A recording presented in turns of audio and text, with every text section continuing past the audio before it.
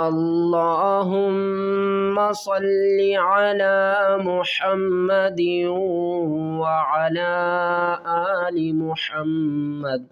Assalamu alaikum wa rahmatullahi wa barakatuh. My dear brother and sister, today's lesson we will learn Surah An-Nas, last surah in Quran, word by word with tajweed, easily at home. Let's begin and listen carefully. أعوذ بالله من الشيطان الرجيم. بسم الله الرحمن الرحيم. قل أعوذ. Repeat after me. قل أعوذ. قل أعوذ برب الناس. Repeat after me. برب الناس. قل أعوذ برب الناس. ملك الناس. ملك الناس. إله الناس.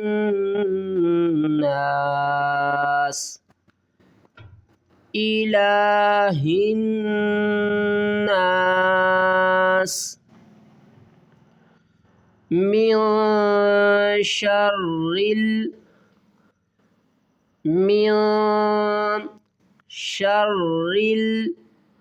الوسواس الخناس.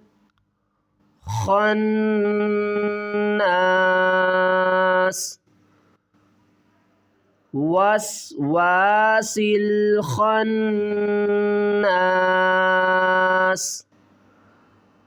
الذي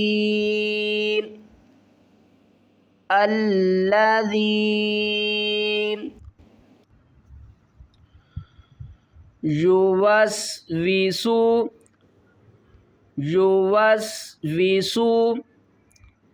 في صدور الناس.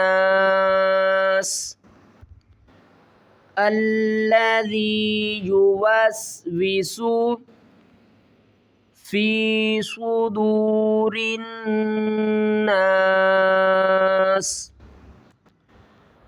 من الجنة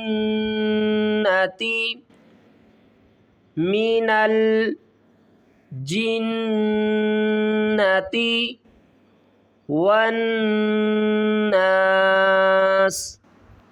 من الجنة والناس.